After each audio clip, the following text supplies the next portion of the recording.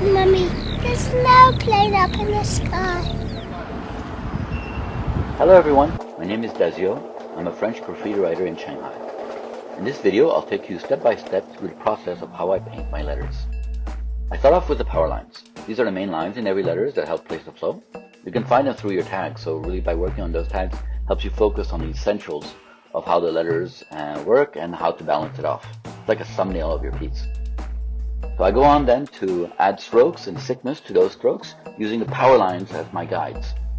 So once I place all the letters, I add some connections and extra strokes here and there just to really like balance off the letters, balance off the piece. I sometimes clean up the sketch and redraw the outline in a different color. Or this time I didn't really bother with that step. I felt that it actually worked by itself. I knew what I was going to go. For the fill, I decided on the colors red, purple, and blue, adding gray to kind of like smooth it out. And here, instead of doing anything linear, like a linear fade, I decided on painting by patches, so placing colors here and there to even it out. As you can see, I don't preoccupy myself too much with being very clean at this step. I just use a marker cap.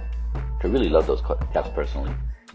Enables me to go like really quick and just add like these small details and quick fades like without thinking. I just grab a color, and according to what that color is, I'll place it in one place, another.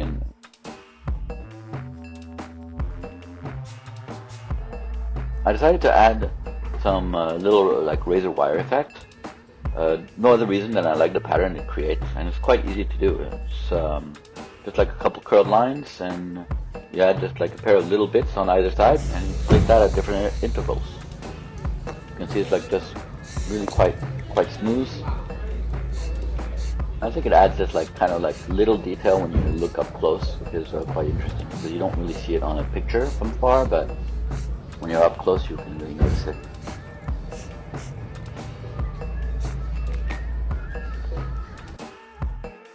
And yeah, just go on to add little details, noticing like some places or others that I like or not. Then I started on the outline. At first I wanted to go black, but when looking at it, I thought it'd be taking my piece a little too dark. So I had like these yellow oranges that I was initially planning on just putting in the background because the background was yellow. So I was like going to go through oranges. I think that would be quite nice. But then I thought, no, maybe that kind of like, it's actually like a light peach, like peachy orange, like a mellow cotton, that's what it is. And actually I thought that looks really quite nice with the colors. So I decided on trying it out and kind of like placing it for the outline. And this time really just going for it, and just the whole entire outline just going with this one color. The only thing with this color is like it really doesn't pop from the background, so I knew I'd have to like figure out. Now I had like all these like other oranges, and either I just put it in the background, or I kind of like make it do like 3D-ish, more work on the outline and the 3D to create depth, which ultimately is what I decided to do.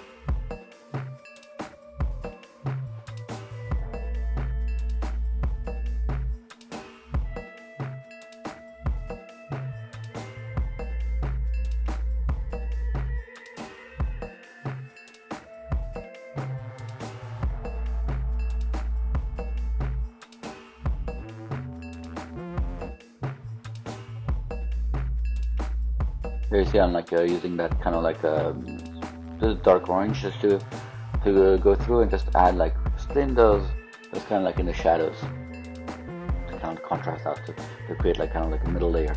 So it enables me to really distinguish the shapes.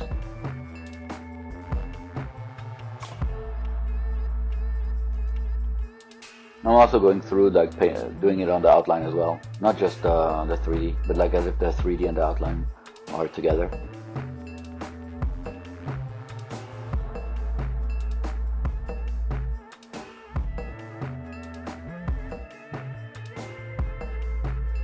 So as I mentioned, I initially had the orange for the background, and so suddenly I'd be like, what can I do to replace that, because all I had was orange. And I'm like, well, maybe I could still use that orange. And I realized that actually, yeah, I could. If I make the outline and 3D pop, well, like play on the contrast for that, add make it more light, more dark, then I think even if I have orange on the background, the orange and the yellow, it'll still work and it'll still pop out. And at the same time, you could also blend a little, which could be quite interesting.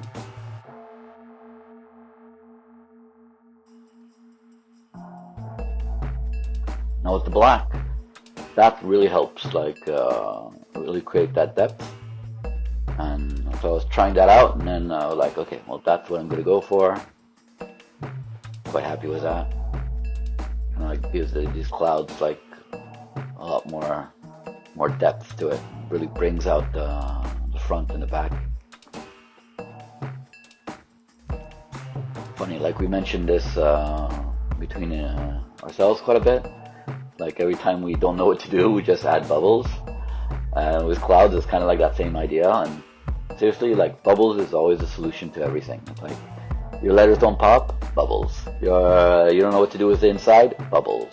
You don't know what to do with the background, bubbles. Like bubbles are really the thing that can no matter what, work on a graffiti piece. This has a great feel to it, and you don't have to overthink. Now I'm going through the colors I had. I really had like quite a lot of oranges, so I was quite happy. A lot of them were like kind of half scraps, so they were quite used up. I had just enough, and so this just shows how useful it is to have scraps. Because just a little bit of color can go a long way. You can see it's getting quite dark. Actually, it's like 5 p.m. and the place where we paint doesn't get light till 6. So at the moment we're painting between like 5 and 6, which is a time where it gets quite dark.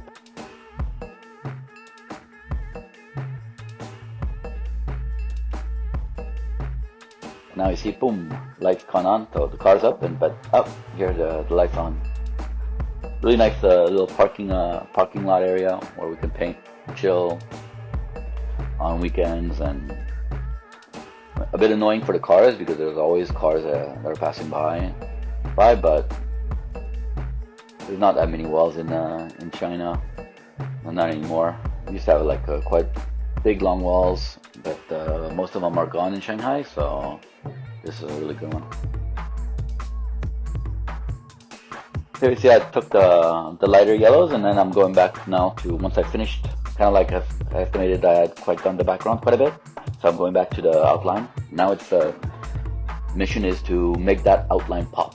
So adding those light colors, and then and that'll really like kind of like make it stand out. So now I'm going into like more light orange, like the lightest orange, and also a light yellow. Like right now here, I think it's a little light yellow that I'm putting up.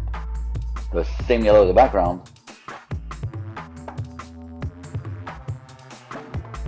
But actually, yeah, it still comes out. It comes out from the orange. Still works out.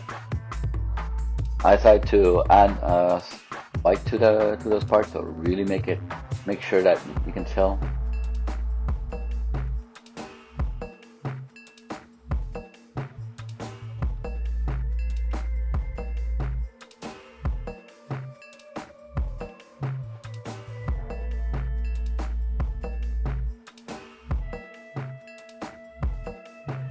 Here we are the morning after.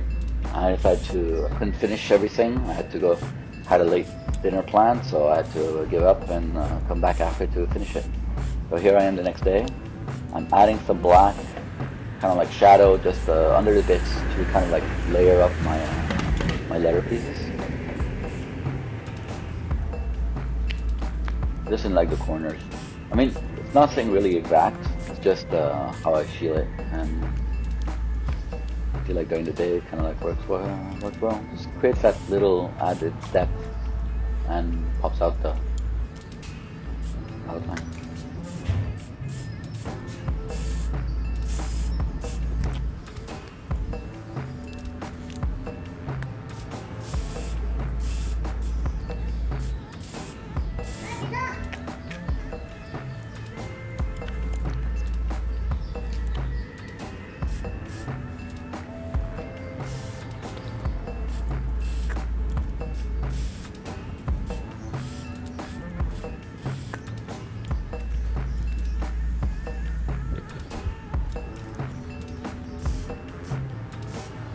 Now black doesn't really work everywhere. You'll see it like a little later. I decided to on the red part to not go with the black, but instead use a darker red.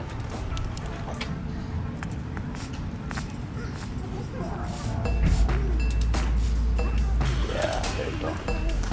Now it pops. Makes those little parts stand out. Quite happy with the look of it. Wasn't really sure what to do though with the whole background and everything. I thought the whole thing looked really quite vintage.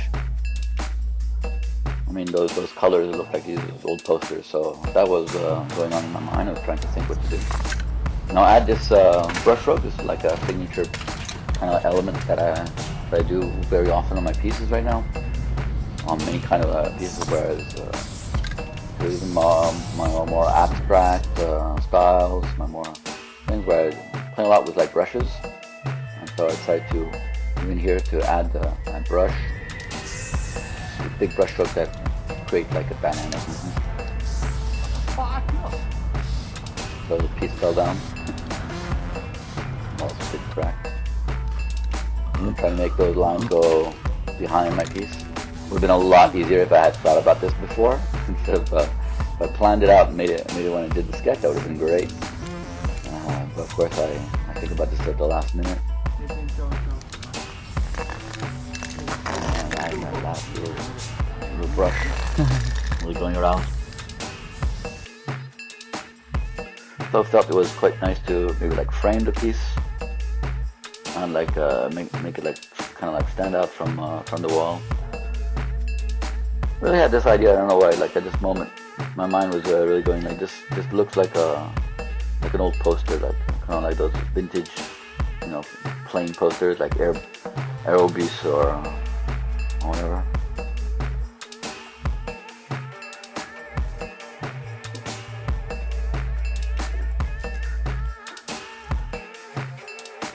Behanding all this, making a nice frame to go all around.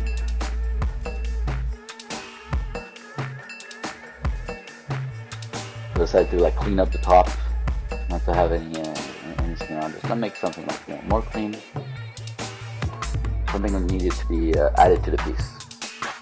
And I came up with this idea of like maybe I should paint a plane, like one of kind of like those old bomber planes, something like very like vintage, kind of like retro.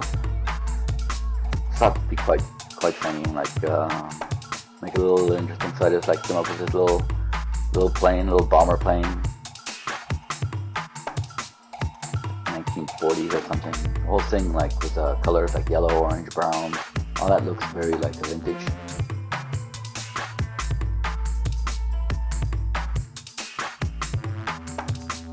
And yeah, adding little details, and I added my name. There you go, Dazio.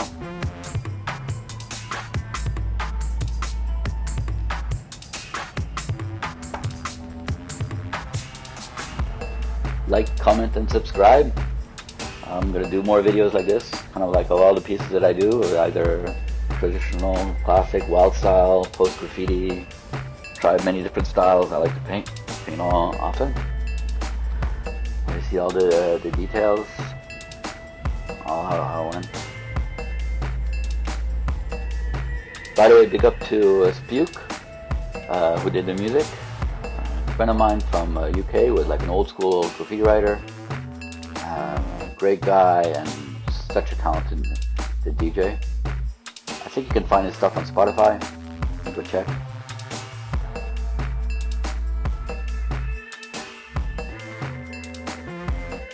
And see you guys in the next video.